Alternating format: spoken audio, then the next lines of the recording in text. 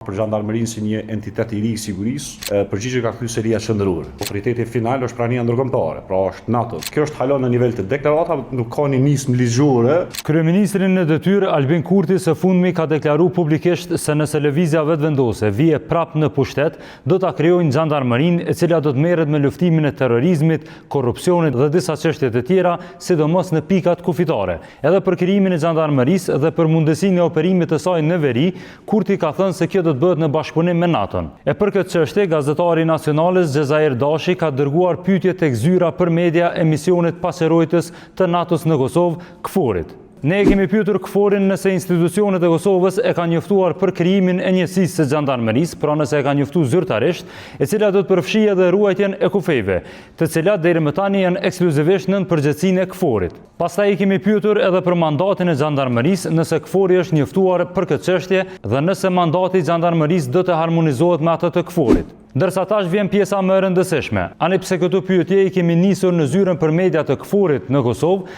përgjigje për Gazetën Nacionale ka kthyer selia qendrore e NATO-s. Të njëjtit në përgjigjen e tyre kanë deklaruar se janë duke ndjekur deklaratat e vazhdueshme të institucioneve të Kosovës për këtë çështje dhe kanë thënë se është përgjegjësi e këtyre institucioneve, pra të Kosovës, që të japin më shumë detaje rreth kësaj teme. Tutje NATO ka theksuar se përmes KFOR-it ata janë në koordinim të ngushtë me policinë e Kosovës, me EULEX-in si përgjegjës për sigurinë në Kosovë.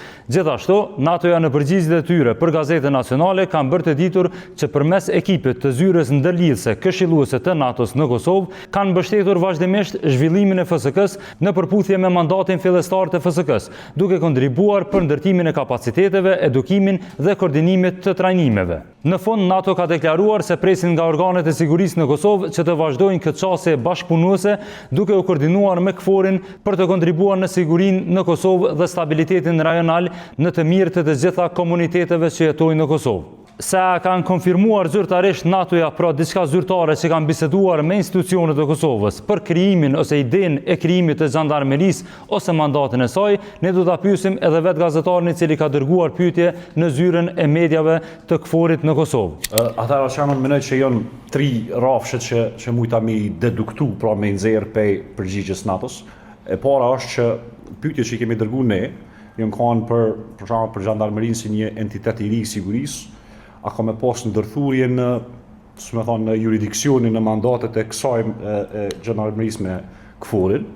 Përgjigje ka kthy seria qendrore, pra që është e nivelit më të lartë, për shkak se ne e dimë që edhe me Kushtetutë Kosovës, studia 152, 153, është autoriteti final, është prania ndërkombëtare, pra është NATO, domethënë në farë mënyre, domethënë komandanti i përgjithshëm i sigurisë, domethënë vjen prej NATO-s Kosovë. E dyta është që, për shembull, në përgjigjen e tyre aty renitën organizatat e sigurisë Kosovës, që është policia e Kosovës, EULEX-i, KFOR-i, dhe përmend që është NALT-ja, pra që ajo NATO Advisory Liaison Office, që është ka i ndihmon FSK-s, pra edhe FSK në një si organizatë sigurisë, domethënë pi përmend katër. E tash Zhandarmeria në këtë rast është mira e pesta, nuk po përmend. Pra është shumë e rëndësishme me pa çka nuk po thot përveç se çfarë po thot. Domethënë vetëm në rreshtin e parë thanë që jemi duke ndjek çdo deklarata të vazhdueshme, ndoshta po i referohet sikur është fushat pak zgjedhore. Që kjo çu shpe kuptojnë kështu edhe semantikisht është që kjo është hala në nivel të deklarata, nuk ka një nismë ligjore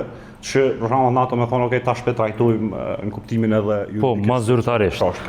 Domethënë këto mujta me a mundet me kanë e njëjta domethënë NATO-ja ose KFOR-i domethënë pa të reaguar edhe për deklaratat e mëhershme për prodhimin e dronëve e gjithashtu edhe për fabrikën e plumbave që u patën premtu para zgjedhjeve domethënë të kaluara. Njëjtit patën thonë që nuk ka pas diçka zyrtare për prodhimin, për nisjen e prodhimit të dronëve. Po, për prodhimin e dronëve tash edhe vetë Ministria e Mbrojtjes ka deklaruar që nuk do të kur licenca as për testim as për kurrë. Kështu që domethënë këto na i shohim sot jemi tu i po në kontekst të fushatës zgjedhore, kështu që presim të shohim mas 7 qershorit se në fabrikën e municioneve hala se kemi të buxhetuar në buxhet, kështu që mos të flasëm pa kurrë. Okej.